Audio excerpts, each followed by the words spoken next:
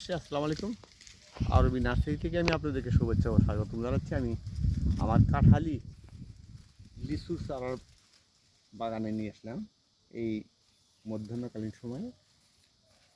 তো অনেক ভদ্রলোক বলেন যে চায়না 3 দেখলাম, বোম্বাই দেখলাম, চায়না 2 দেখলাম, একটু চায়না আপনার কাঁঠালি লিচু দেখান।